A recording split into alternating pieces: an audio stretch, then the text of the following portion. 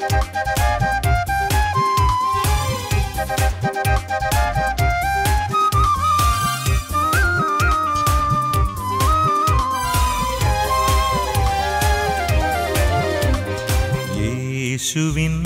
വാഗ്ദാനമേ പാവനാത്മനേ, ജീവൻ നൽകുന്ന ചൈതന്യമേ പരിശുദ്ധാത്മാവേ.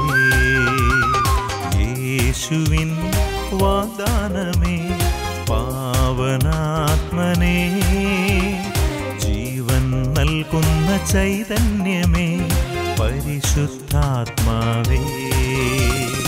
ആത്മാവേ എന്നിൽ നിറയണമേ, ആത്മാവേ എന്നിൽ നിറയണമേ, അഭിഷേകത്തിൻ നിറവായി മാറ്റണമേ, അഭിഷേകത്തിൻ നിറവായി മാറ്റണമേ.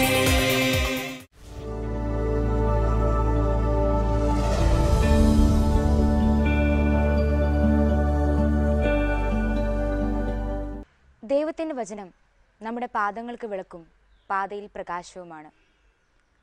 പ്രകാശമാകുന്ന ആ വചനത്തിൻ്റെ വെളിച്ചത്തിലാണോ നാം ഇത്രയും നാൾ നടന്നിരുന്നത്? നമ്മുടെ ആത്മീയ ജീവിതം പരിപോഷിപ്പിക്കുവാൻ ദൈവവചനത്തിന് നാം എത്രത്തോളം പ്രാധാന്യം കൊടുത്തിട്ടുണ്ട്? പ്രകാശമാകുന്ന തിരുവചനത്തിൻ്റെ വെളിച്ചത്തിലൂടെ നമുക്ക് നടന്നു നീങ്ങാം. ഇന്ന് നമുക്കായി സന്ദേശം നൽകുന്നത് കാരീസ് ഭവനിലെ ഫാദർ ബിജിൽ ചക്കിയത്താണ്. ഒരു വ്യക്തിയുടെ ജീവിതസാക്ഷ്യം കേട്ടുകൊണ്ട് ഇന്നത്തെ വചന ശുശ്രൂഷയിലേക്ക് നമുക്ക് പ്രവേശിക്കാം. ദൈവം നമ്മെ സമർത്ഥമായി അനുഗ്രഹിക്കട്ടെ. കുറേ മാസങ്ങൾക്ക് മുമ്പ് എൻ്റെ ഇളയ മകന് ചിക്കൻ ബോക്സ് ആയിട്ട് വീട്ടിൽ വന്നു.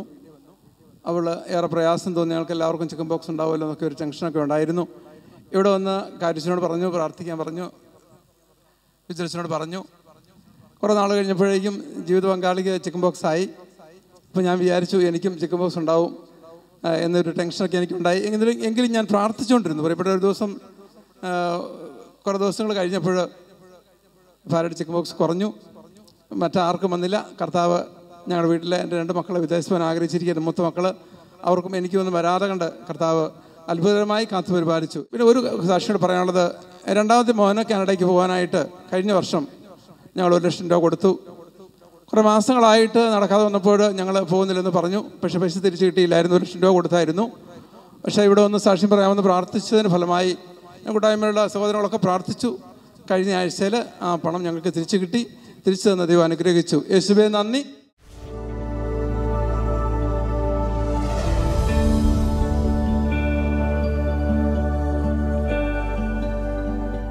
Praise the Lord. ഹല്ലേലൂയ. ഇന്നത്തെ ക്ഷേമ ഇസ്രായേൽ എപ്പിസോഡിലേക്ക് നിങ്ങളേവരെയും ഏറ്റവും സ്നേഹത്തോടെ സ്വാഗതം ചെയ്യുന്നു. ഈശോ ഇന്നത്തെ ശുശ്രൂഷകളിലൂടെ നമ്മളോട് സംസാരിക്കുമ്പോൾ ഈശോയാണ് തൻ്റെ വചനം നമുക്കായി മുറിച്ച് തരുന്നത് എന്ന് വിശ്വസിച്ച് ഏറ്റെടുത്ത് പ്രാർത്ഥിക്കാം. നമുക്കായി കർത്താവ് ഇന്ന് തരുന്ന വചനം വളരെ ശക്തമായ ഒരു സുവിശേഷത്തിൻ്റെ ഭാഗമാണ്. നമ്മുടെയൊക്കെ ആത്മാവിൽ ചില തീരുമാനങ്ങൾ എടുക്കുവാൻ പരിശുദ്ധാത്മാവ് ഈ വചനത്തിലൂടെ നമ്മൾ പ്രേരിപ്പിക്കും. ഹൃദയം തുറന്ന് പ്രാർത്ഥിക്കാം. ദൈവമേ, കേൾക്കാൻ പോകുന്ന വചനങ്ങൾ ഞങ്ങളുടെ ഹൃദയത്തെ രൂപപ്പെടുത്തണമേ, ജീവിതത്തെ വിശുദ്ധീകരിക്കണമെന്ന് പ്രാർത്ഥിക്കാം.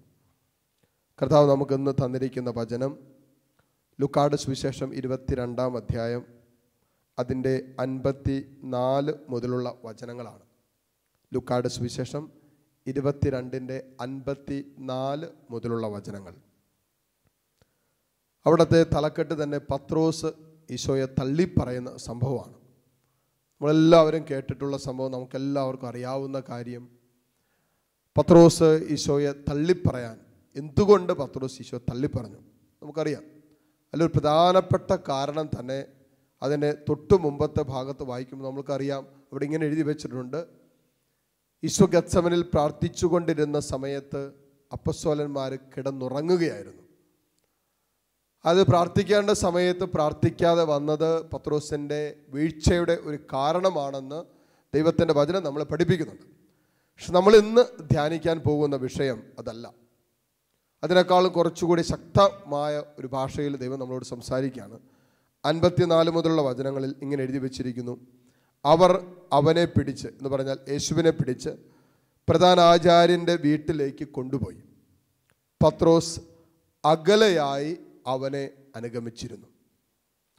പത്രോസ് അകലെയായി അവനെ അനുഗമിച്ചു. ഇതാണ് നമ്മുടെ ഇന്നത്തെ ധ്യാനത്തിൻ്റെ വിഷയം. നമുക്കറിയാം, ഇന്നത്തെ ഈ വചന ഭാഗത്ത് കൃത്യമായിട്ട് പരിശുദ്ധാത്മാവ് എഴുതി വെച്ചിരിക്കുകയാണ്, അന്ന് വരെ കർത്താവിൻ്റെ കൂടെ നടന്ന പത്രോസ് ചില ജീവിതത്തിൻ്റെ പ്രത്യേക അനുഭവം, യഥാർത്ഥത്തിൽ പറഞ്ഞാൽ ഒരു ഭയം അവൻ്റെ മനസ്സിലേക്ക് എവിടെയോ കടന്നുകൂടി. ഈശോ പ്രധാനാചാര്യന്മാർ പിടിച്ചു കൊണ്ടുപോകാൻ കണ്ടപ്പോൾ അവൻ്റെ കൂടെ നടന്നാൽ ഒരുപക്ഷെ അവൻ്റെ ജീവിതത്തിൽ സംഭവിക്കാൻ സാധ്യതയുള്ളത് തൻ്റെയും ജീവിതത്തിൽ സംഭവിക്കുമോ എന്നുള്ള അകാരണമായ അല്ലെങ്കിൽ കാരണമുള്ളൊരു ഭയം അവനെ അലട്ടിയത് കൊണ്ടാണ് അവൻ അല്പം അകലെയായി ഈശോയെ അനുഗമിച്ച്. ശ്രദ്ധിക്കുക, അവൻ ഈശോയെ അനുഗമിക്കുന്നുണ്ട്. ഞാനും നിങ്ങളും ഈശോയെ അനുഗമിക്കുന്നവരാണ്, ക്രിസ്ത്യാനികളാണ്, യേശുവിൻ്റെ അനുയായികളാണ്. പത്രോസ് അല്പം അകലെയായി ഈശോയെ അനുഗമിക്കുന്നുണ്ട്. ഈശോ അനുഗമിക്കുന്നുണ്ടോ? ഉണ്ട്. എന്നാൽ ഈശോ അടുത്താണ് അനുഗമിക്കുന്നത്? അല്ല. ഒത്തിരി അകലെയാണോ അനുഗമിക്കുന്നത്? അല്ല. അടുത്തുമല്ല, അകലങ്ങളിലുമല്ല, പക്ഷെ അല്പം അകലെയായിട്ട് അനുഗമിക്കുന്നൊരവസ്ഥ. മലയാളീകരിച്ചാൽ ഇതിനെ നമുക്ക് പറയാൻ പറ്റും ഒരു നിസ്സംഗത എന്ന് വേണമെങ്കിൽ പറയാം. അതായത് ഒത്തിരി അടുത്തുമല്ല, ഒത്തിരി അകലെയല്ല, എന്നാൽ രണ്ടിനെ നടുക്കായിട്ട് ഒരു മധ്യഭാഗം എടുക്കുന്നൊരു മേഖല. ഞായറാഴ്ച പള്ളിയിൽ പോകുന്നുണ്ടോ? പോകുന്നുണ്ട്. പ്രാർത്ഥിക്കുന്നുണ്ടോ? പ്രാർത്ഥിക്കുന്നുണ്ട്. കുമ്പസാരിക്കുന്നുണ്ടോ? 2 ആഴ്ച കൂടെ കുമ്പസാരിക്കുന്നുണ്ട്. പ്രാർത്ഥിക്കുന്നുണ്ടോ? അത്യാവശ്യം പ്രാർത്ഥനയുണ്ട്. ദേവാലയമായിട്ട് ബന്ധമുണ്ടോ? അത്യാവശ്യം ദേവാലയമായിട്ട് ബന്ധമുണ്ട്. എല്ലാം ഉണ്ട്. എന്നാൽ ഈശോയെ അനുഗമിക്കേണ്ടതുപോലെയാണോ അനുഗമിക്കുന്നത്? ഈശോയുടെ കൂടെ നടക്കേണ്ടതുപോലെ നടക്കുന്നുണ്ടോ എന്ന് ചോദിച്ചാൽ അതിനൊരു ഉത്തരവില്ല. ഇതിൻ്റെ രണ്ടിൻ്റെയും മധ്യത്തിൽ നിൽക്കുന്നൊരവസ്ഥയിലാണ് പലപ്പോഴും നമ്മുടെ ആത്മീയ ജീവിതം കടന്നു പോകുന്നത്. ഈശോ തുപ്പി പുറത്താക്കുമെന്ന് പറഞ്ഞ ഒരവസ്ഥയാണ്. നീ ചൂടോ തണുപ്പോ ഇല്ലാത്തവനായതുകൊണ്ട് ഞാൻ നിന്നെ തുപ്പി പുറത്താക്കുമെന്നാണ് വചനം പറഞ്ഞത്. ഒരു ആത്മീയതയിലുള്ള ഒരു നിസ്സംഗത. നമ്മൾ പലരും കർത്താവിൻ്റെ കൂടെ ചാര നടക്കാനായിട്ട് താല്പര്യപ്പെടാത്തവരാണ്. കാരണം എന്താ? പക്ഷേ ചില അകാരണമായ ഭയങ്ങളുണ്ടാവും. ഓ, ഈശോയുടെ കൂടെ അതുപോലെ നടന്ന ഇപ്പോൾ നമ്മൾ താലോലിക്കുന്ന ചിലതൊക്കെ താലോലിക്കാൻ പറ്റില്ല. നമ്മളിപ്പോൾ അനുഭവിക്കുന്ന ചില സുഖങ്ങൾ അപ്പോൾ അനുഭവിക്കാൻ പറ്റില്ല. നമ്മളെ ഇപ്പോൾ സന്തോഷിപ്പിക്കുന്ന ചില സന്തോഷങ്ങൾ വേണ്ടെന്ന് വെക്കേണ്ടി വരും. അതുകൊണ്ട് നമ്മളെന്ത് വിചാരിക്കും? ഓ, അത്ര അടുത്ത് അങ്ങോട്ട് നടക്കണ്ട, അല്പം അകലെയായിട്ട് അങ്ങനെ നടക്കാം, വലിയ കുഴപ്പമൊന്നുമില്ല, നമുക്കും കുഴപ്പമില്ല. നമ്മൾ പറയില്ലേ, ഇലയ്ക്കും കേടില്ല മുള്ളിനും കേടില്ലാത്ത രീതിയിൽ അങ്ങോട്ട് പോകാം. അങ്ങനെ നടക്കാനല്ല ദൈവം നമ്മളിൽ നിന്ന് ആഗ്രഹിക്കുന്നതും ആവശ്യപ്പെടുന്നു. ഒരു യഥാർത്ഥ ക്രിസ്ത്യാനി, വചനം പറയുന്നു, യോഹന്നാൻ്റെ സുവിശേഷം, യോഹന്നാൻ്റെ ലേഖനം, അതിൻ്റെ 1-ാമത്തെ ലേഖനം 2-ാമത്തെ അധ്യായം 6-ാമത്തെ വചനത്തിൽ പറയുന്നുണ്ട്, യേശുവിനെ അനുഗമിക്കാൻ ആഗ്രഹിക്കുന്നവൻ അവൻ നടന്ന അതേ വഴിയിലൂടെ തന്നെ നടക്കേണ്ടിയിരിക്കുന്നു. അവൻ നടന്ന വഴിയിലൂടെ അവൻ്റെ ചാര നടക്കണം, അവൻ്റെ കുരിശുമെടുത്ത് അവൻ്റെ പിന്നാലെ നടക്കണം. അപ്പം അവന് കൂടെ നടക്കാൻ നമുക്കൊക്കെ ഒരു ബുദ്ധിമുട്ടുണ്ട്. കാരണം എന്താ? ഇപ്പോഴുള്ള ആ സുഖം, നമ്മുടെ ഒരു കംഫർട്ട് സോൺ ഉണ്ടല്ലോ, അതിൽ നിന്ന് പുറത്തു വരാൻ നമുക്ക് ഭയങ്കര ബുദ്ധിമുട്ടാണ്. അതിൽ നിന്ന് പുറത്തു വരാമെന്ന് പറഞ്ഞാൽ നമ്മുടെ ജീവിതത്തിൻ്റെ ചില അത്യന്തികമായി നമ്മളെ തലോടിക്കൊണ്ടിരിക്കുന്ന, നമ്മൾ താലോലിച്ചു കൊണ്ടിരിക്കുന്ന ചില സുഖങ്ങളോട് എന്നേക്കുമായിട്ട് വിട്ട പറയാമെന്ന് പറഞ്ഞാൽ അത്ര എളുപ്പമുള്ള കാര്യമില്ല. അതുകൊണ്ട് നമ്മളൊക്കെ ഇങ്ങനെ പുറകോട്ട് വലിയാനുള്ളൊരു പ്രവണത, ഈശോയുടെ സ്നേഹത്തിലേക്ക് പൂർണ്ണമായി ജീവിതത്തെ വെച്ചു കൊടുക്കാനുള്ള ഒരു നിസ്സംഗത മനോഭാവം നമ്മുടെ ഒക്കെ ജീവിതത്തിലുണ്ട്. അവനെ സ്നേഹിക്കുന്ന കാര്യത്തിൽ, ഈശോ സ്നേഹിക്കുന്ന കാര്യത്തിലാണെങ്കിലും, ഈശോ വെളിപ്പെടുത്തിയ ക്ഷമയുടെ കാര്യത്തിലാണെങ്കിലും, ഈശോ കുരിശിൽ വെളിപ്പെടുത്തിയ സഹനത്തിൻ്റെ കാര്യത്തിലാണെങ്കിലും, ഈശോ കാൽവരിയിൽ വെളിപ്പെടുത്തിയ അനുസരണത്തിൻ്റെ കാര്യത്തിലാണെങ്കിലും നമ്മൾ അനുസരിക്കുമെന്ന് വെച്ചാൽ അനുസരിക്കും അല്ലേ. ഞങ്ങൾ റിലീജിയസ് ലൈഫാണ്, ഒരു സന്യാസ ജീവിതത്തിൻ്റെ തിരഞ്ഞെടുപ്പ് നടത്തിയവരാണ്. അപ്പം അതിനകത്തൊരു വ്രതമാണ് അനുസരണമെന്ന വ്രതം. അതായത് കണ്ണും പൂട്ടി അങ്ങോട്ട് അനുസരിക്കുക, ചോദ്യങ്ങളില്ല, ഒന്നും തിരിച്ചു ചോദിക്കുന്നില്ല. സുപ്പീരിയർ പറയുവാണ്, പ്രൊവിൻഷ്യൽ പറയുവാണ് ഇന്ന കാര്യം ചെയ്യണം എന്ന് പറഞ്ഞാൽ നമുക്ക് കാര്യങ്ങൾ അന്വേഷിക്കാം, അതങ്ങനെ ചെയ്യേണ്ടതുണ്ടോ എന്നൊക്കെ ചോദിക്കാം. പക്ഷെ അൾട്ടിമേറ്റ്ലി ഈശോ പറഞ്ഞതുപോലെ ഇതാ നിന്റെ ഹിതം പോലെ സംഭവിക്കട്ടെ. അതിനകത്ത് ഒരു നന്മയില്ലായിരിക്കും, ആ വേദന മാത്രമേ എനിക്ക് നൽകുള്ളായിരിക്കും. ഞാനത് അനുസരിക്കുന്നതിലൂടെ എനിക്ക് ഒരു സന്തോഷം കിട്ടില്ലായിരിക്കും. ഞാൻ ഒരുപക്ഷെ തകർക്കപ്പെടുമായിരിക്കും, ഒരുപക്ഷെ വിഭജിക്കപ്പെടുമായിരിക്കും, ഒരുപക്ഷെ മുറിവേൽക്കുന്ന അനുഭവത്തിലൂടെ കടന്നു പോകേണ്ടി വരും. പലരെല്ലാവരും തള്ളപ്പെടേണ്ട അവസ്ഥ വരും, പലരുടെയും മുമ്പിൽ ആരുമില്ലാത്തൊരവസ്ഥ. എങ്കിലും അനുസരിക്കുക എന്നുള്ളൊരു വിളിയാണ്, ഒരു വ്രതമാണ്. അതതിൻ്റെ പൂർണ്ണതയിലെടുക്കാൻ ഒരു സന്യാസിയെ സംബന്ധിച്ചിടത്തോളം കടപ്പെട്ടതാണ് ഈ തെരഞ്ഞെടുപ്പിൻ്റെ ഭാഗമാണ്. ഞാനൊരു സന്യാസിയാകാൻ, ഒരു സന്യാസിനിയാകാൻ ഒരാൾ വിളി സ്വീകരിക്കുമ്പോൾ അത് ആത്യന്തികമായി അവനോടും ദൈവത്തോടും പറയുന്നൊരു കാര്യം, ദൈവമേ നീ എന്തു പറഞ്ഞാലും, സുപ്പീരിയർസിലൂടെ എന്തു പറഞ്ഞാലും അത് പൂർണ്ണമായും ഞാൻ അനുസരിച്ചു കൊള്ളാം, അതിനോട് പൂർണ്ണമായും ഞാൻ വിധേയപ്പെട്ടുകൊള്ളാം എന്ന് പറയുകയാണ്. ഒരു ദാമ്പത്യ ജീവിതത്തിലേക്ക് പ്രവേശിക്കുമ്പോഴും ദമ്പതിമാർ പരസ്പരം പൂരകങ്ങളാകാൻ, പരസ്പരം വിധേയപ്പെട്ട് സ്നേഹത്തിൻ്റെ പൂർണ്ണതയിൽ ജീവിക്കാൻ, സ്നേഹത്തിൽ പൂർണ്ണത പ്രാപിക്കാൻ വിളിക്കപ്പെട്ടിരിക്കുന്നവരാ. പ്രശ്നമല്ല, ആ സ്നേഹത്തിൻ്റെ പൂർണ്ണതയിലും സ്നേഹം പൂർണ്ണതയിൽ പങ്കുവെക്കാനൊക്കെ അങ്ങോട്ട് ഒരു ബുദ്ധിമുട്ട്. എനിക്ക് എൻ്റെ ഇഷ്ടങ്ങളുണ്ടെന്നേ, എനിക്ക് എൻ്റെ സുഖങ്ങളുണ്ടെന്നേ, എനിക്ക് എൻ്റെ താല്പര്യങ്ങളുണ്ടെന്നേ, എനിക്ക് എൻ്റെതായ വിഷയങ്ങളുണ്ടെന്നേ, അതൊന്നും ബലി കഴിച്ചിട്ട് പറ്റില്ല. കാരിസ്മയിൽ ഒരു സഹോദരി വന്നിട്ട് പറഞ്ഞു, അച്ഛനൊന്ന് വിവാഹം കഴിച്ചത് എന്നെയല്ലേ? ചില സമയത്ത് എനിക്ക് തോന്നിയിട്ടുണ്ട് കെട്ടിയോൻ ജീവിത പങ്കാളി വിവാഹം കഴിച്ചത് എന്നെയാണോ കൂട്ടുകാരെയാണോ എന്ന് എനിക്ക് ചില സംശയം തോന്നിയിട്ടുണ്ട്. കാരണം എന്താ, വൈകിട്ട് ജോലി കഴിഞ്ഞ് വന്നാൽ കുളിയും കഴിഞ്ഞ് എന്തെങ്കിലും കഴിക്കാനുണ്ടെങ്കിൽ അതും കഴിച്ച് പുള്ളി വീണ്ടും പുറത്തേക്ക് പോവുക. എന്നിട്ട് നല്ല സമയം മുഴുവനും സന്ധ്യാപ്രാർത്ഥനയുടെ സമയം, എൻ്റെ കൂടെ ഇരിക്കേണ്ട സമയം, കുഞ്ഞുങ്ങളുടെ കൂടെ ഇരിക്കേണ്ട സമയം, എൻ്റെ കൂടെ കിടക്കേണ്ട, ഇതൊക്കെ പുള്ളി കൂട്ടുകാരുടെ കൂടെ. പിന്നെ വരുമ്പോൾ ചില സമയത്ത് ബോധം ഉണ്ടാവും, ചില സമയത്ത് ബോധം ഉണ്ടാവില്ല. ഞാൻ ഭക്ഷണം കഴിച്ചോ, അല്ലെങ്കിൽ കുഞ്ഞുങ്ങൾ ഭക്ഷണം കഴിച്ചോ, ഇവർ പ്രാർത്ഥിക്കുന്നുണ്ടോ, ഇവർ പഠിക്കുന്നുണ്ടോ, ഇവർ ഉറങ്ങിയോ, ഇതൊന്നും പുള്ളിയുടെ വിഷയമല്ല. പുള്ളിയുടെ സുഖം, പുള്ളിയുടെ കാര്യങ്ങൾ വന്ന് കയറി അങ്ങോട്ട് കിടക്കും, നേരം വെളുക്കും, എഴുന്നേറ്റ് വീണ്ടും ജോലിക്ക് പോകും. ഇവിടെ എവിടെയാണ് സ്നേഹത്തിൻ്റെ പൂർണ്ണതയുള്ള? സ്നേഹത്തിൻ്റെ പൂർണ്ണതയിൽ ദാമ്പത്യത്തിൽ നടക്കാൻ ഒരു വ്യക്തി തീരുമാനമെടുക്കുമ്പോൾ എൻ്റെ ഇഷ്ടങ്ങൾക്കപ്പുറമായി എൻ്റെ ജീവിത പങ്കാളിയുടെ ഇഷ്ടവും അതിനേക്കാൾ ഉപരിയായി ഞങ്ങളുടെ ജീവിതത്തിൽ ദൈവഹിതം പൂർണ്ണമായി നിറവേറ്റപ്പെടുന്ന ഒരു അനുഭവത്തിൽ ജീവിക്കുമ്പോഴാണ് യേശുവിൻ്റെ കൂടെ നടക്കുന്ന ദാമ്പത്യങ്ങൾ ഉദയം ചെയ്യുന്നത്. രണ്ടുപേരും കൂടി ഇരുന്ന് ആലോചിക്കും, ദൈവമേ നിന്റെ ഹിതമാണത്. പരസ്പരം ആലോചിച്ചാൽ മാത്രം പോലെ പരസ്പരം ദൈവത്തോട് ആലോചന ചെയ്യുകയും കൂടി ചെയ്യണം. ദൈവമേ ഞങ്ങളുടെ ദാമ്പത്യത്തിൽ സംഭവിക്കുന്ന നിന്റെ ഹിതമാണോ? ഞങ്ങളിപ്പോൾ ചെയ്തുകൊണ്ടിരിക്കുന്ന നിന്റെ ഇഷ്ടമാണോ? ഞാൻ ബാംഗ്ലൂർ ഒരു സ്ഥലത്ത് ചെന്നപ്പോൾ അവിടെ ഒരു സഹോദരി, ഞാൻ അറിയുന്നൊരു കുടുംബം, അത് വിവാഹം കഴിഞ്ഞ് 2 വർഷമായിട്ട് മക്കളില്ല. അപ്പോൾ ഞാൻ പറഞ്ഞു, എന്താ ഇത്രയും നാളായാലോ മക്കളൊന്നുമില്ല, നിങ്ങൾക്ക് എന്തെങ്കിലും പ്രശ്നങ്ങൾ വല്ലതും ഉണ്ടോ? നമുക്കൊരു പ്രശ്നമില്ല അച്ചോ. പിന്നെ കുഞ്ഞുങ്ങളില്ലാത്ത ഞങ്ങൾ 2 പേരും കൂടി തീരുമാനം എടുത്തു, ഇപ്പോൾ കുഞ്ഞുങ്ങളൊന്നും വേണ്ട. ഇപ്പോൾ ഒരു അടിച്ചു പൊളിക്കുന്ന സമയമാണല്ലോ, ഞങ്ങളൊരു 3-4 വർഷം കഴിഞ്ഞിട്ട് മതി. ഇപ്പോൾ ആ ഒരു ഫ്രീഡത്തിൽ കറങ്ങി നടക്കാനും അതൊക്കെ ഒരു താല്പര്യം. അവൾക്കാണെങ്കിൽ ഒത്തിരി യാത്ര ചെയ്യുന്നത് ഭയങ്കര ഇഷ്ടമുള്ള കൂട്ടത്തിലാണ്. ഒരു കുഞ്ഞൊക്കെ ആയി കഴിഞ്ഞാൽ അതൊക്കെ ലിമിറ്റഡാവും. അതുകൊണ്ടെന്താ, ഇപ്പോൾ കുഞ്ഞുങ്ങൾ വേണ്ട എന്ന് അവർ തീരുമാനിച്ചു. 2 പേരും, പുള്ളിക്കും കുഴപ്പമില്ല, അവൾക്കും കുഴപ്പമില്ല. പക്ഷെ ഇത് ദൈവഹിതമാണോ, ദൈവത്തിൻ്റെ തീരുമാനമാണോ? അതാലോചിക്കുമ്പോൾ എൻ്റെ ഇഷ്ടങ്ങളും എൻ്റെ ആഗ്രഹങ്ങളും എൻ്റെ സ്വപ്നങ്ങളും എനിക്ക് ലോകം സമ്മാനിക്കുന്ന തുച്ഛമായ സുഖങ്ങളോടും പൂർണ്ണമായിട്ട് ഞാനിപ്പോൾ വിട പറയേണ്ടി വരും. അതല്പം ബുദ്ധിമുട്ടുള്ള കാര്യം. ഈ ബുദ്ധിമുട്ട് സഹിക്കാൻ പറ്റാത്തത് കൊണ്ടല്ലേ സ്നേഹത്തിൽ വളരാൻ പറ്റാത്തത്. എൻ്റെ ജീവിതത്തിൽ ഞാൻ എടുക്കേണ്ടി വരുന്ന ചില സഹനങ്ങൾ ഒഴിവാക്കാൻ വേണ്ടിയിട്ടല്ലേ ചില സ്നേഹബന്ധങ്ങൾ തകർന്നു പോകാൻ ചില കാരണമാകുന്നത്. അല്ലെങ്കിൽ സ്നേഹിക്കേണ്ടതുപോലെ സ്നേഹിക്കാൻ പറ്റാത്ത പത്രോസ് നോക്കിയ പത്രോസിന് ഈശോയുടെ കൂടെ ഇന്നലകളിൽ അവൻ്റെ ചാര നടന്നവനാ പത്രോസ്. അവൻ്റെ കൂടെ എന്ന് പറഞ്ഞാൽ അതുപോലെ കൂടെ നടന്ന പത്രോസ് എവിടെ പോയാലും ഈശോയുടെ കൂടെയുണ്ട്. അത്ര സ്നേഹിച്ചിരുന്നവനാ അല്ലേ. ട്രാൻസ്ഫിഗറേഷൻ, തൻ്റെ മഹത്വീകരണത്തിൻ്റെ സമയത്ത് പത്രോസ് കൂടെയുണ്ട്. ഗത്സമനിൽ പ്രാർത്ഥിക്കാൻ പോയ പത്രോസ് കൂടെയുണ്ട്. ചില പ്രത്യേക സാഹചര്യങ്ങളിലൊക്കെ പത്രോസിന്റെ കൂടെ, കാരണം അത്രയും സ്നേഹിച്ച് എന്ന് പറഞ്ഞാൽ പത്രോസ് എപ്പോഴും ഈശോയുടെ കൂടെ നടന്നിരുന്നവനോ, കൂടെ ചാരെ ഈശോ ചെയ്തതൊക്കെ കണ്ട് അവൻ്റെ പാനപാത്രത്തിൽ പങ്കുചേരുന്നവനാണ് പത്രോസ്. എന്നിട്ട് എന്താ സംഭവിച്ചത്?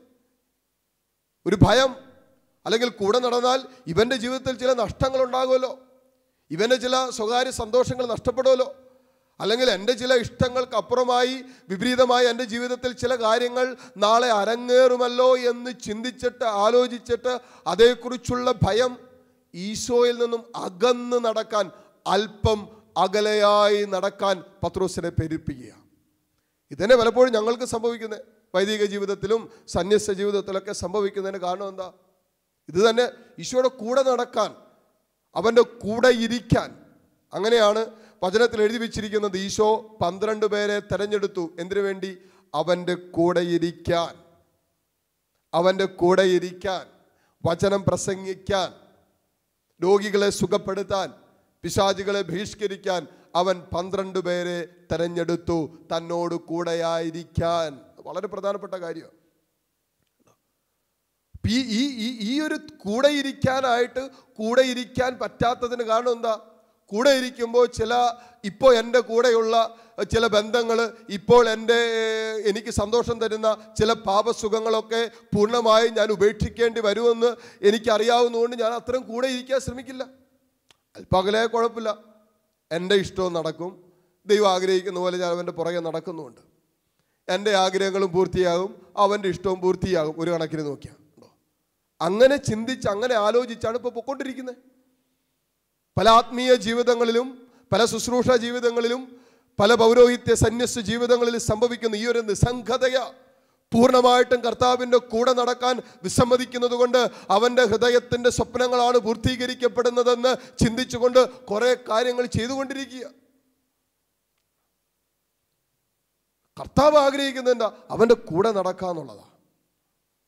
പത്രോസ് അല്പം അകലെയായി നടന്നു. എന്നാൽ വിട്ടുപോയൊന്നുമില്ല അല്ലേ? പലരും കർത്താവിനെ വിട്ടുപോകുന്നൊന്നുമില്ല, പൂർണ്ണമായിട്ട് ഉപേക്ഷിക്കുന്നൊന്നുമില്ല. പള്ളിയിലൊക്കെ പോകുന്നുണ്ട്, ഉണ്ട്, പ്രാർത്ഥിക്കുന്നൊക്കെ ഉണ്ട്, എല്ലാം ഉണ്ടെന്നേ, എല്ലാം ഉണ്ട്, ഒന്നും ഉപേക്ഷിച്ചിട്ടൊന്നുമില്ല. പക്ഷെ കുമ്പസാരിക്കുമ്പോൾ എല്ലാം പറയുന്ന പോലെ ചെയ്യാൻ ശ്രമിക്കോ? അതൊന്നുമില്ല. മദ്യപിക്കുന്നൊക്കെ പറയും, കഞ്ചാവ് പറയും, വ്യഭിചാരം ചെയ്യുന്നുണ്ട്, അതെല്ലാം പറയും. എന്നിട്ടെന്താ? കർത്താവിൻ്റെ കൂടെ നടക്കാത്തത് കൊണ്ട് വീണ്ടും അല്പം അകലെയായിട്ട്, ഇത് കഴിഞ്ഞിട്ട് വീണ്ടും അല്പം അകലെയായിട്ട് നടക്കുന്ന വീണ്ടും ഈ സുഖങ്ങളെ താലോലിക്കും. എന്നിട്ട് അവൻ്റെ പുറയാണ് നടക്കുന്നതെന്ന് സ്വയം ചിന്തിച്ച് അതിൽ ഒരു സന്തോഷം.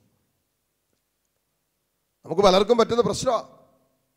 ആത്മീയമായ ഒരു ഉന്നതി പ്രാപിക്കാൻ നമുക്ക് പറ്റാത്തതിൻ്റെ പിന്നിലുള്ള അടിസ്ഥാന കാരണം, അല്ലെങ്കിൽ ചില പ്രത്യേക മേഖലകളിൽ അഭിഷേകം വെളിപ്പെടാത്തതിൻ്റെ അടിസ്ഥാന കാരണം, ഈ കർത്താവിൻ്റെ സ്നേഹത്തിൽ ഒട്ടിച്ചേർന്ന് നടക്കാൻ പറ്റാത്തത് കൊണ്ടാണ് പ്രിയപ്പെട്ടവരെ ചില ആത്മീയ വെളിപ്പെടുത്തലുകൾ നമുക്ക് കിട്ടാതെ പോകുന്നത്.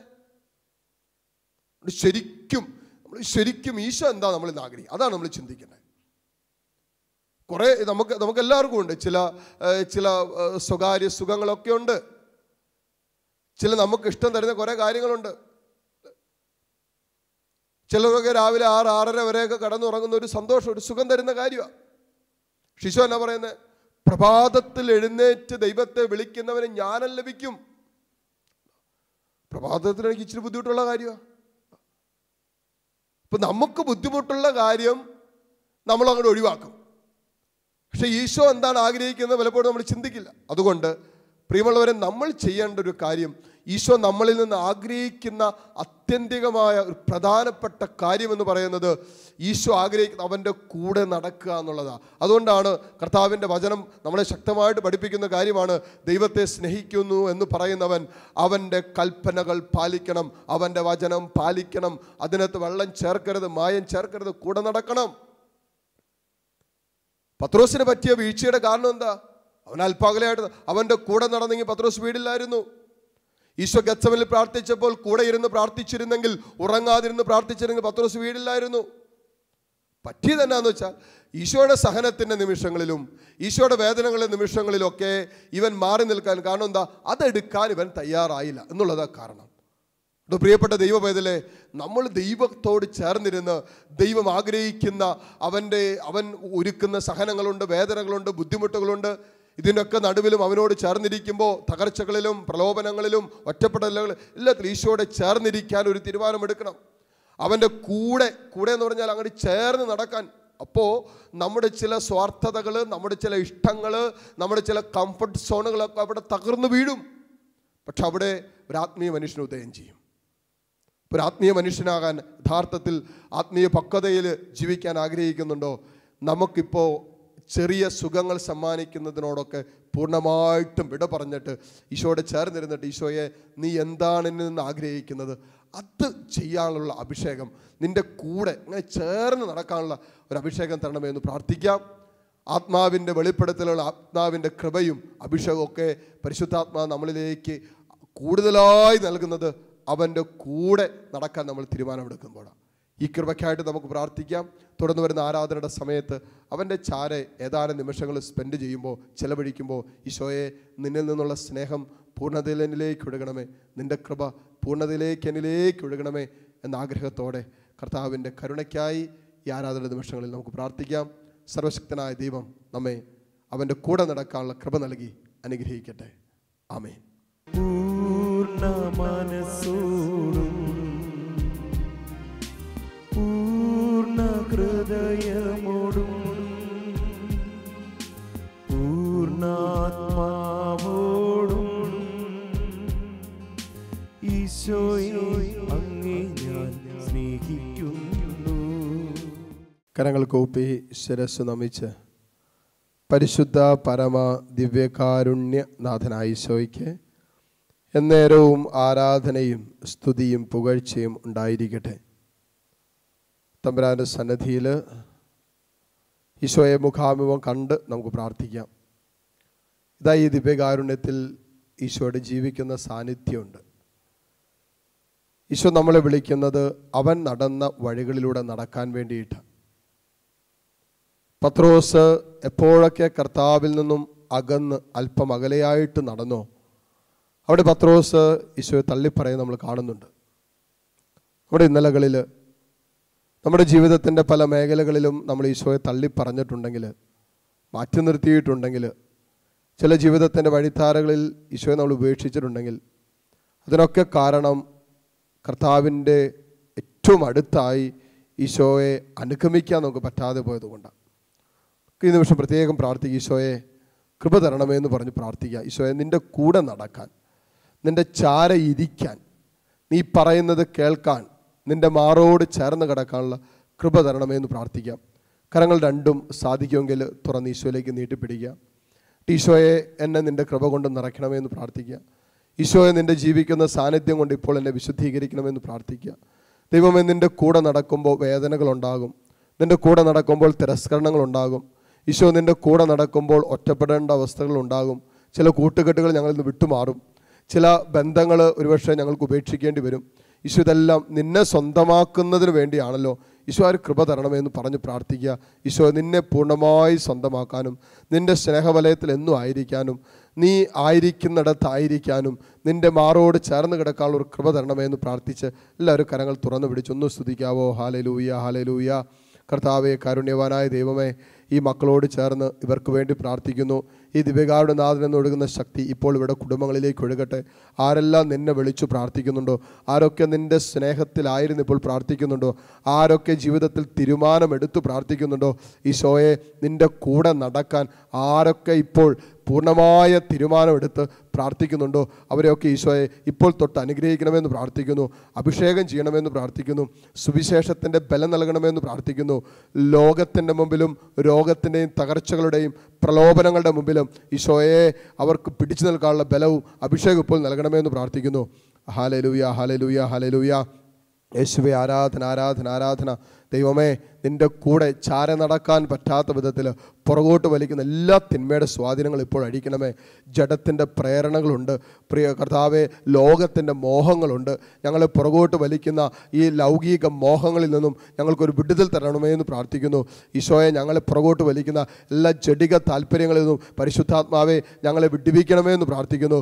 സ്വർഗരാജ്യത്തിൻ്റെ കാര്യങ്ങൾ വിസ്മരിക്കുന്ന രീതിയിൽ ഈ ലോകത്തിൽ ഞങ്ങളെ കുടുക്കിയിടുന്ന എല്ലാ ചിന്തകളും ഞങ്ങളെ വിശുദ്ധീകരിക്കണമെന്ന് പ്രാർത്ഥിക്കുന്നു.